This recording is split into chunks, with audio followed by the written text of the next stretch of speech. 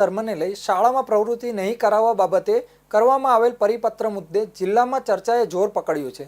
આ બાબતે પ્રાથમિક શિક્ષણ અધિકારી દ્વારા દરેક પ્રાથમિક શાળાઓમાં તપાસ શરૂ કરી દીધી છે। જિલ્લા પ્રાથમિક શિક્ષણ અધિકારી દ્વારા અધિક કલેક્ટર દ્વારા ફાળવાયેલા પરિપત્રમાં શાળામાં ચાલતી ધાર્મિક પ્રવૃત્તિ અંગે તપાસ શરૂ કરી દેવામાં આવી છે।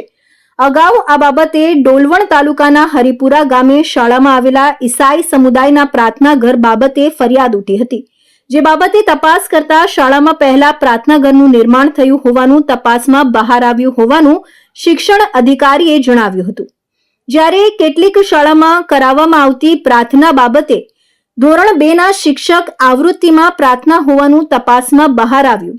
રટણ પ્રાથમિક શિક્ષણ અધિકારીએ કહ્યું, કલેક્ટર સાહેબ દ્વારા જે પત્ર પાઠવવામાં આવ્યું છે એમાં શાળા કક્ષાએ કોઈ પણ પ્રકારની ધર્માંતરણની પ્રવૃત્તિ પરોક્ષ યા પ્રત્યક્ષ રીતે કરવામાં ન આવે એ માટે કડક સૂચના આપવામાં આવી છે। અને શાળાના જે કેમ્પસ છે એમાં કોઈ પણ પ્રકારના કોઈ પણ ધર્મને લઈને કોઈક ઇમારત બનાવવામાં ના આવે એ માટે પણ સૂચના આપવામાં આવી છે અને શૈક્ષણિક કાર્ય પર જ ખાસ ભાર આપવામાં આવે એવું જણાવવામાં આવેલ છે। ઇમારતની વાત કરીએ તો જે હરિપુરા ગામ છે તેમાં શાળા કેમ્પસમાં ઇમારત હોવાની વાત છે, તેમાં તપાસ કરવામાં આવી છે, તેમાં કઈ તથ્ય કઈ શું બહાર આવ્યું છે? હરિપુરા જે પ્રાથમિક શાળા છે એ પ્રાથમિક શાળા 1973 માં બનાવવામાં આવી છે એવી પ્રાથમિક તપાસમાં અમારા ધ્યાન પર આવેલું છે। અને આ જે જમીન છે એ ગ્રામ પંચાયત દ્વારા ફાળવવામાં આવેલી છે, એટલે અમારા ધ્યાન પર પ્રાથમિક તપાસમાં એવું આવ્યું છે કે આ જે શાળા છે એ શાળા પહેલા જ આ ચર્ચ એ જગ્યા પર બનાવવામાં આવેલ હતું। અત્યારે પરચુલી ગામ છે ઉચ્ચલ તાલુકાનો, તેમાં વિદ્યાર્થીઓ પાસે પ્રાર્થના કરવામાં આવે છે, એ કઈ પ્રાર્થના છે અને શું છે એમાં?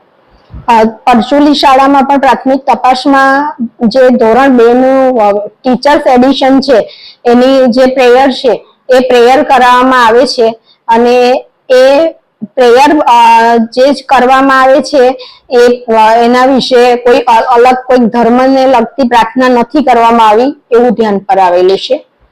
જિલ્લામાં શિક્ષકો દ્વારા ચોક્કસ ધર્મને લઈને જો કંઈક આ પ્રવૃત્તિ કરવામાં આવતી હશે, અગાઉ કંઈક ધ્યાનમાં આવ્યું અથવા હવે પછી એવું કંઈક ધ્યાનમાં આવશે તો શું કાર્યવાહી કરવામાં આવશે?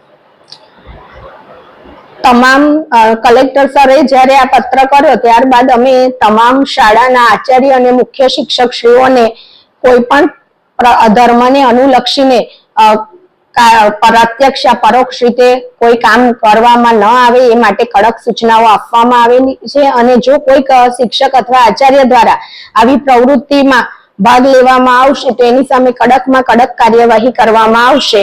તેમણે વધુમાં જણાવ્યું કે તાપી જિલ્લા અધિક કલેક્ટર દ્વારા ફાળવાયેલા પત્રમાં જિલ્લામાં આવેલા શાળામાં શિક્ષકો જો ધર્માંતરણ અંગે કોઈ કામ કરશે તો તેમના વિરુદ્ધ કડક કાર્યવાહી કરવામાં આવશે એમ જણાવ્યું।